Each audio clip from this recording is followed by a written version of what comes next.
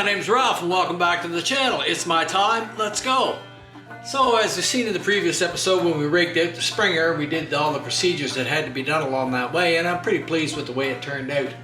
Now it's time to reassemble the other half of the springer, get it all together, then we can set it aside and then we know that it's all ready when it comes time to go on Margaret. I have to make some fork stops, but I've already figured out what I'm doing there, so I'll be good. And I'll show you when I get to that. So let's have a look at our springer. So we're going to get it ready to assemble and we're just going to put our little nylon locks in there to hold our legs in place. And we were able to just slide them off, so we'll just slide them back on there. They're ready to go when we need them. There we go. And we didn't take the bottom parts out of the springers here, so we're okay with leaving them in. If you have disassembled them, we would have had to go through that procedure, but for what we're trying to do here, we don't really need to. So we've got all our springs polished. You can see, we'll take our inner springs, put them on first, and then we'll slide the outer one over that. Same with this one. Next we have our big rubbers to go in. And we're just going to put a squirt of oil inside those. And there's a countersunk part in the top here, and that goes to the top. So we're just going to slide that in place like that. Add a little bit of oil in this one.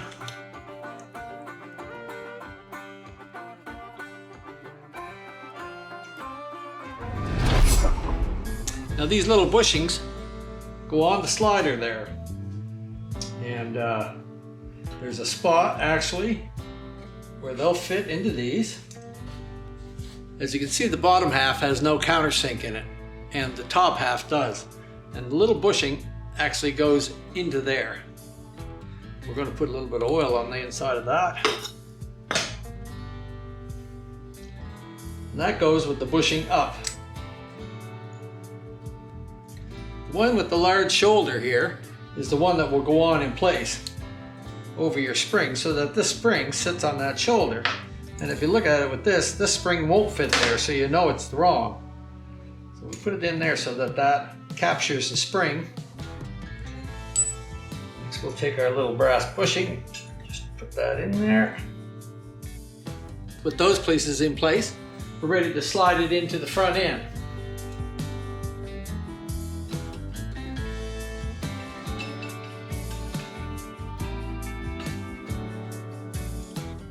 And just slide them up into place.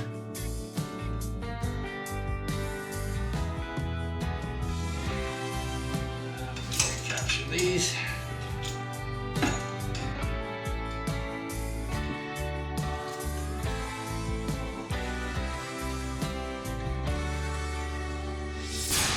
Slide these up a ways. I'm hoping that I can slide these back in here. There we go. Those in.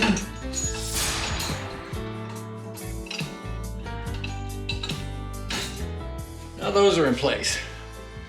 Now we need these ones to go. These little brass washers are, make sure they're seated into the rubber, and the rubber is seated in up here. This side has a countersink in it. See, the other side is just tall, and the countersink end goes in so that it'll match up with that little bushing. Same with this one. Okay. Now we'll get our little nuts ready. Start them through the hole here. Just wiggle it up.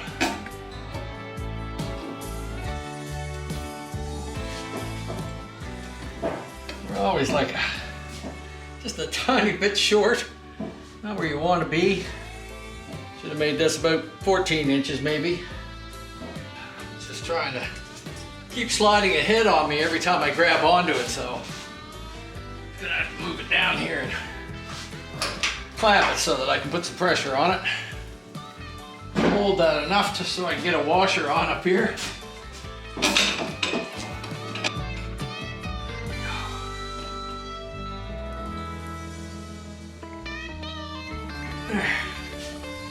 Okay.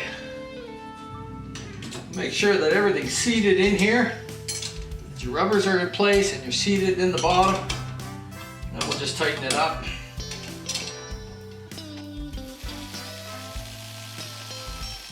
Just gonna set my secondary locking nut on there just to be sure. Again, we want to make sure that all of our rubbers are in place.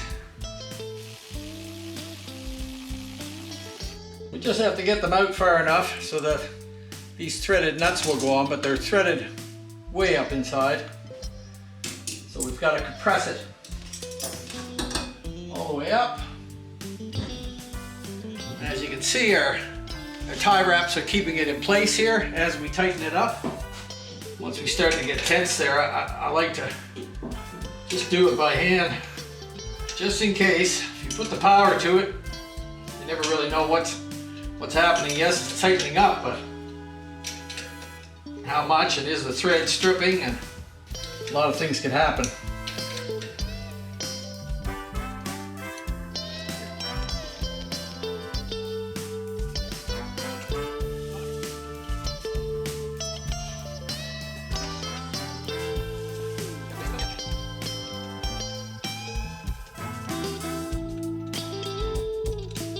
You're going to do this with a piece of rod. It's nice to have a piece of hardened steel threaded rod. I don't have one, but if you're going out to buy one to do this with, that would be nice, because as the pressure builds, it does try to play havoc with the threads.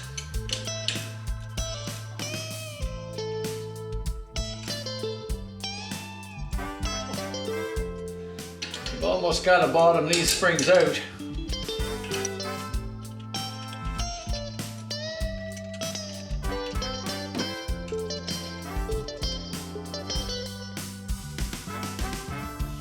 And we're going to put a little anti-seize on here. Cover the threads good with it.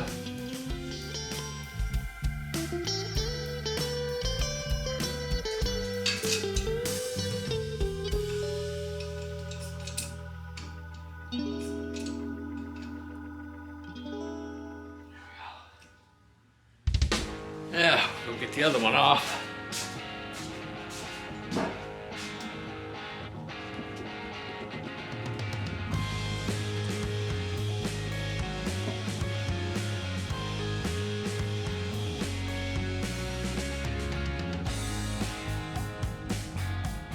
So as we're getting close to tightening them down, I believe the measurement is 650, 625 to 750. In that range. So that's 5/8 to 3/4.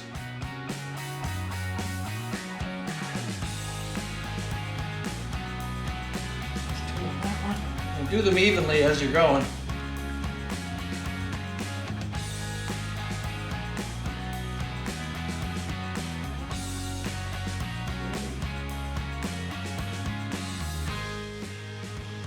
That's about right. Spring plate in. The spring plate, it faces the front like that.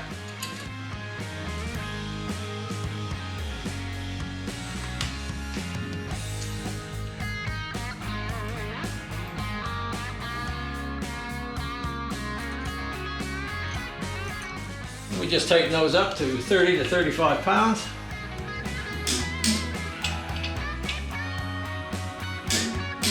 There we go.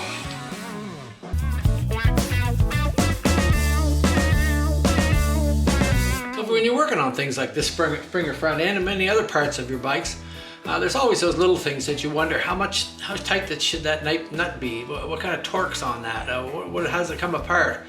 And you can guess at things and work away, and I see a lot of things that get all taken apart and then they're in boxes and nobody knows how they went back together. But if you take the time, get yourself a manual, then you won't have a problem with that. For you, I would suggest eManual online. They have a raft of manuals of everything you can think of, from your lawnmower to your Harley Davidson, and they're invaluable to use, and their prices are reasonable. You just buy them from them, download the whole thing. I've done it many times, and they're great to do. So let me show you how to do that. So we just head for eManual online, which is what we're looking for, and we're just going to type in Harley. Harley.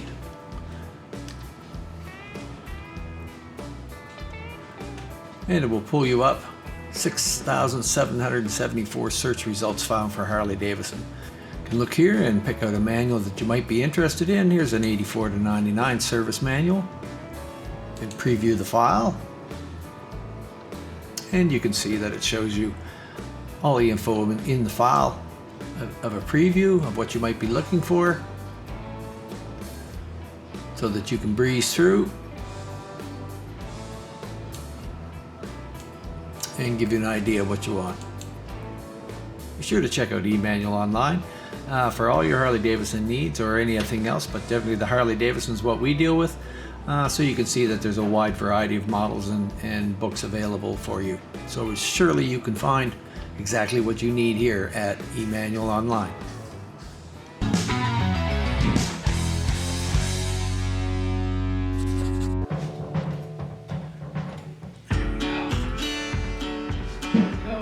Spacer washer and some thread locker. We didn't remove the rear lockers, the rear of the rockers, so we didn't need to do that. There we go.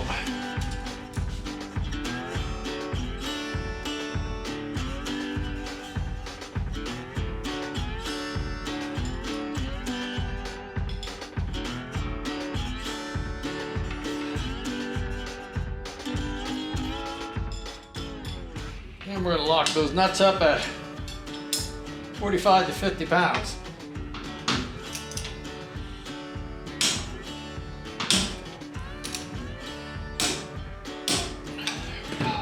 So, got everything locked up. We've torqued these. Bushings are in place. Everything's locked into its pads the way it's supposed to be. And sitting in there looks good. So now we'll just we'll start to get these nuts off.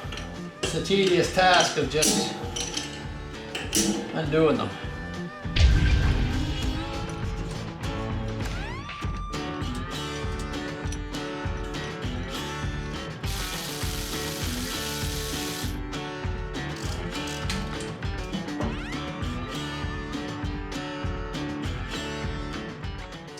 And there we go.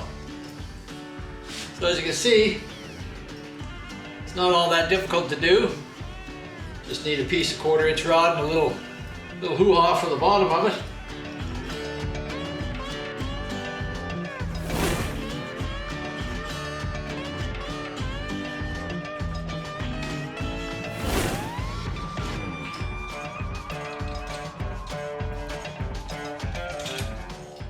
And we'll probably take the decal off there later on. I just don't like it.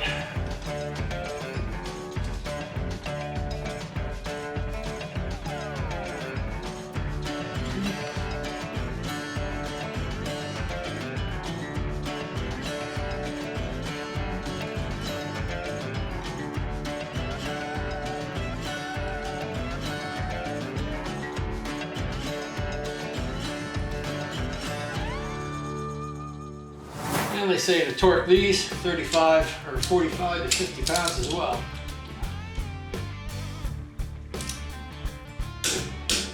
Okay. There we go. All right. Now we can release our shocks. Here we go. So there we go, we've gone through everything, we've got it all cleaned up. It's got the new neck in it. You just gotta install it, put the bolt in the bottom of it, and get it on the bike there. That's how you put the neck in your Springer, and I didn't get a chance to put it all together the other day, but now you can see that it looks good. It's all the way it's supposed to be. It's twice as heavy to work with, but that's what it is, Springers aren't light. Now we're going to have to move on to some other things that we've got the front end pretty well straightened out. I do have to make a couple spacers for the wheel and set it up where I want it to be, but I can do that when I put the wheel on in the front and go to full with the fender, so we'll work at that then. But for now, this part's done. All right.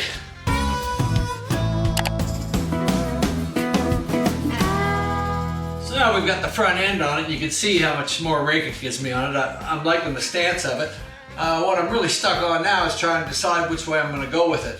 And I'm leaning towards Sportster tank and a king and queen seat, and I see what you're doing down there, Slick. And like I said, I've been procrastinating for 2 weeks about cutting these mounts off. But sometimes you got to do what you got to do to get the look that you want to get. We've also been working on the back fender here a little bit, so we've got some of that done. And as you can see, I've just been drawing on it and stuff where I'm going to cut some things and make some cuts to get it to fit down a little better. Now what I'm thinking about doing is putting a king and queen seat on it, because Hippie, you got me going down there with all your king and queens. There's nothing nicer than a rigid that's got a nice big step king and queen seat on it. I love the looks of it, but we unfortunately can't run them here. But I'm going to try to do the best thing I can. So I come across this. It's a seat I've been keeping up in my stash for quite some period of time.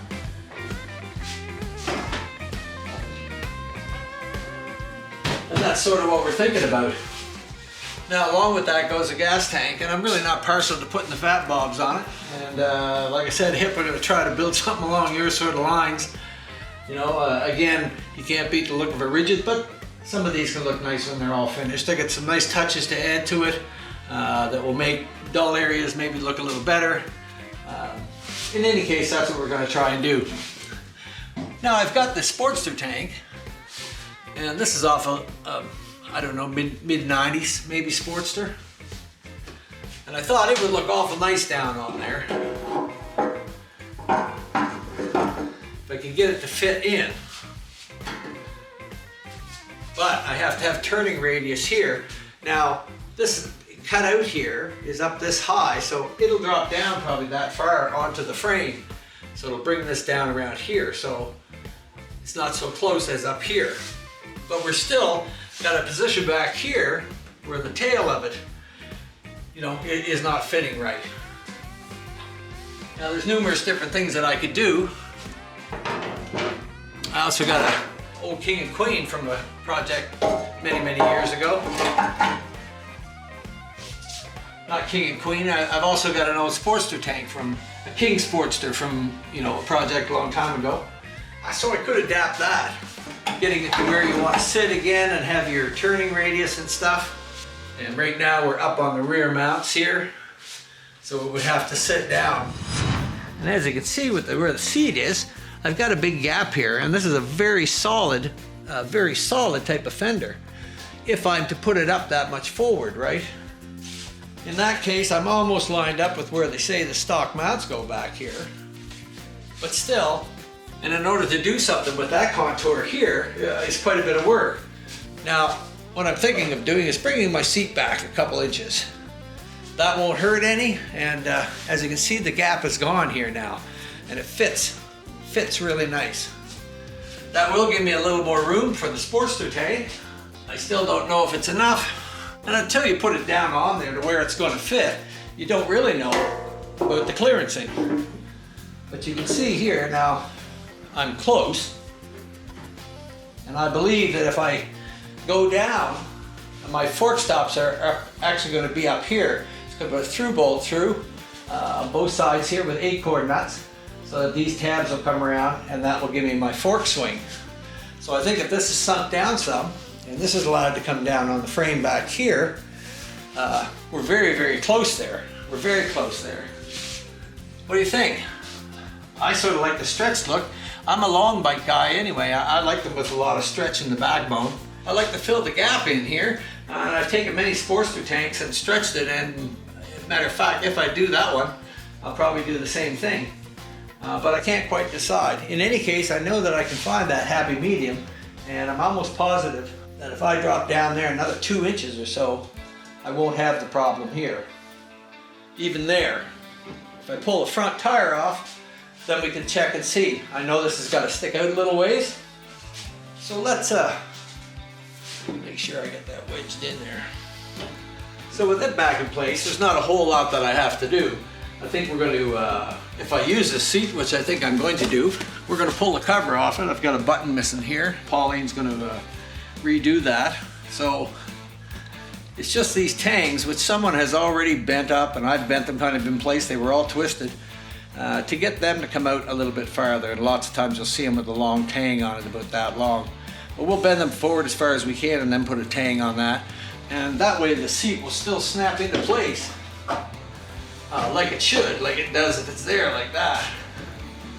So we'll modify those in order to bring it back to where we want.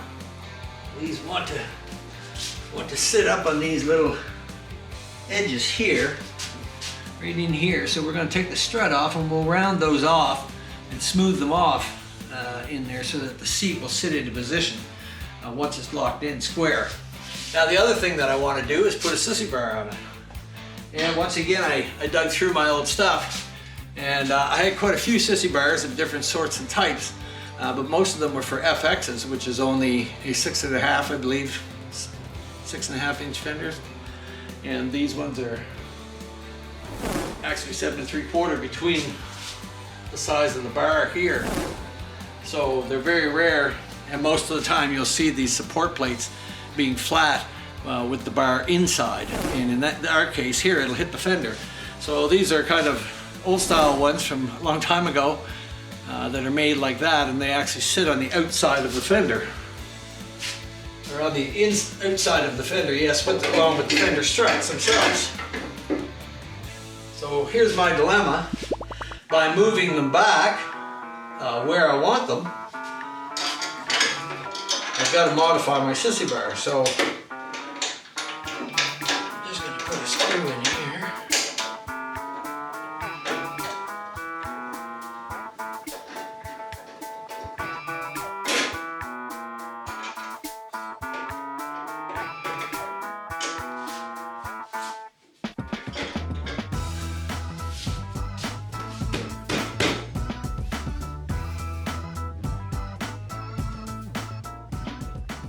So in order to get my sissy bar back, this is the sort of angle that I want, and it kind of goes with the angle of the front end.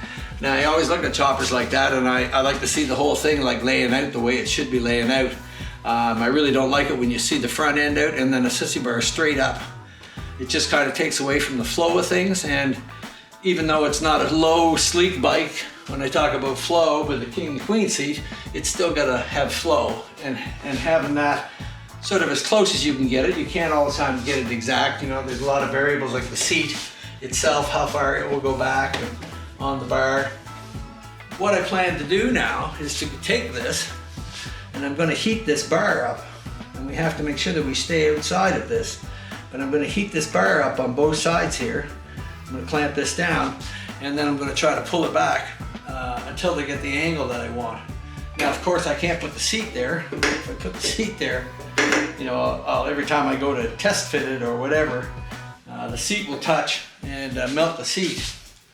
So I'm just going to try and get this kind of snugged up here. I'll tighten these in some.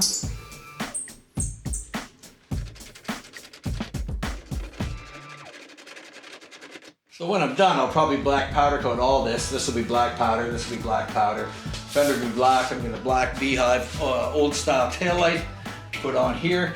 And this just depends. I'm going to start low and have a look at how I see it. I realize we're going to stick out a bit from the back of the tire here.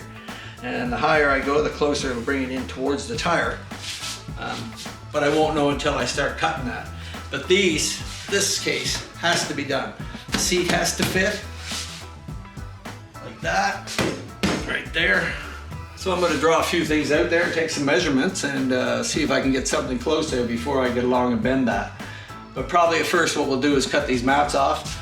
Slick is, you know, showed you how to do it in his video there, do it. So I'm just going to go ahead and do it and get it done with.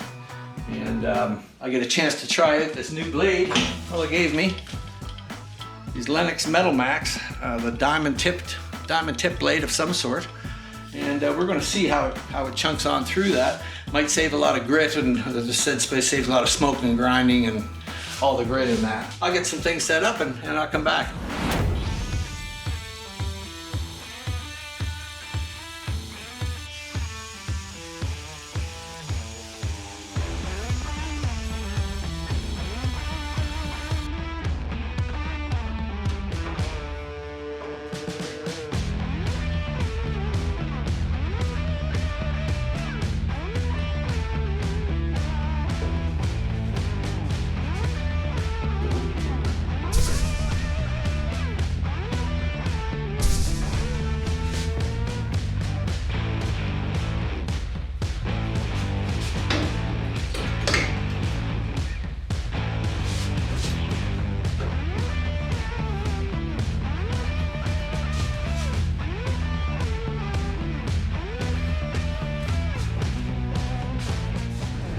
think the next thing I'm going to do right now, it's all sort of fitting in there pretty good, but I really have to know where my risers are going to come around and hit the tank. So I'm going to have to take my front wheel off and spin it around there back and forth and see where I can go. And possibly I can go a little bit forward, maybe a little bit down. I can't go down any farther in the rear because of the way the mount is. I'll actually have to come up just a bit there to the frame is kind of squished out there, so it makes it hard to find a spot to go through there. But those are just fitting on there, so they would be just right on the rubbers. Once I grind that off, of course, put this back and bend this sissy bar back. I really think that's kind of what I'm looking for. You know, it's kind of smooth, and the longer tank adds to a little sort of stretch, an illusion that it's a little bit longer here than what it is, rather than the short tank on it. Like I said, if I put the short tank on it,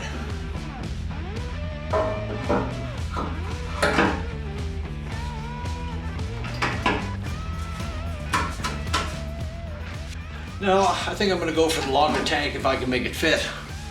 I get the front wheel undone, get it cleaned up here, see if I can get a screw through there for some stops, just artificial ones to sit where we want to be, see what kind of angle I'm getting on that, and then we can see where the tank can fit. I'll know where I can go before I saw these off, so that's next. All right, so what we've done now is cut the rear mounts off a bit there, and we fitted this up to where about we think that it'll go and about where we want it to stay. There's a small bolt here, a hole in here, which I'm just going to put that bolt in there. That will work perfect for a fork stop, and I know that I can go down, but I can't go ahead. So I'm going to find a happy medium spot in there that I can build something, probably just bring it down a tiny little bit. Can't bring it down a whole lot because also when you look underneath, there's not much clearance underneath, so you have to be very careful about how far we go down there. But we should be able to figure out something in that area. So we've also got to clean these edges off, so we'll grind those off. And I'm going to go down here in this area. I've got it scraped off, and I want to cut that right off there. And that'll give me more of a flat surface that I can make sort of make a bung to put in there, and that my tank will bolt to. And that will keep it up off of this area. This is the worst here, so just gonna have to grind that down, try to dress that up a little bit, and see what we can do with it.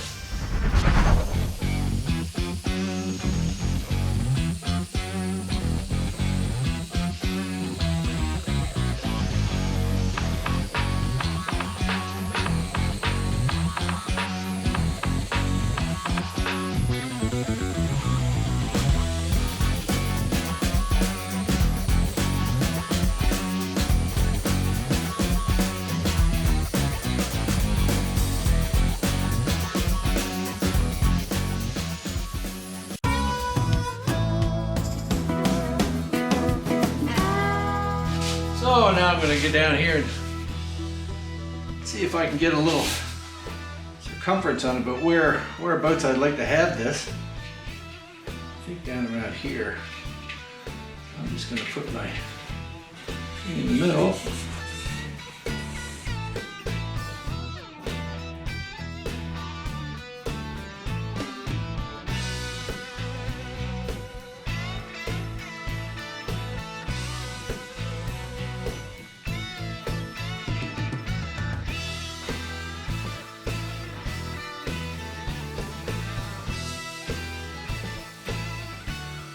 Now it's just a matter of getting the sweep that you want, whether I want it to continue back here.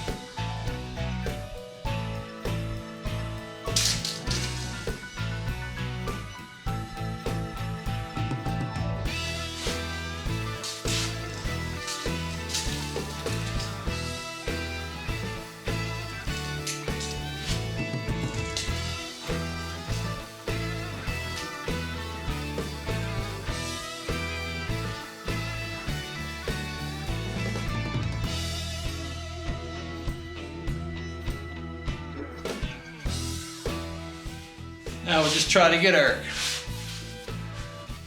curves in the right area. I've sort of made a template here off of this one. It's going to start there.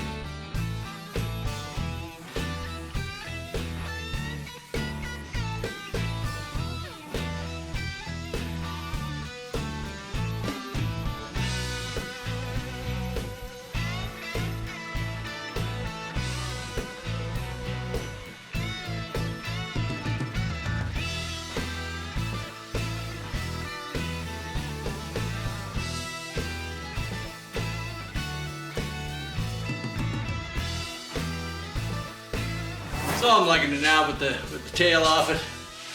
I didn't really want to keep that on that. I didn't like the ducktail style. I'm going to get a little antique style beehive, a black one to put in here, so everything will be black and blend all in when it's done. But that's shortened it up some. Here's what it is. We can't get the fender down on the tire because we need room for the suspension. So there's nothing that can be done there with that. The only other thing would have been to cut it up here and to try and roll it down, but I'm really not going to fool with it, and it's not all that big a deal when you stand back and look at it. I think it looks all right. There's always some things more that you can do with it, but by the time we get the seat on it and stuff, you stop looking at one thing, and then the tail light's on there, and then the bracket's on there, license plate's on there, all those sort of things. So I guess the next thing to do is to try and heat and bend the sissy bar back so that we can bolt it up into our mounts there, and we'll make sure that when the tank is on it, we're back as far as we want to go. But I want to follow the contour of the fender however far I have to go, and that's about it there. So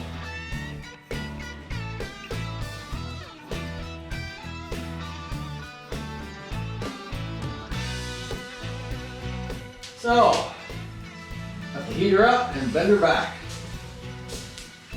So we made a little bit of headway today. We got our tank where we want it. Now I just got to make my mounts there, cut the front one off and make my mounts where I want them to go. Tank will be rubber mounted, and I like that idea.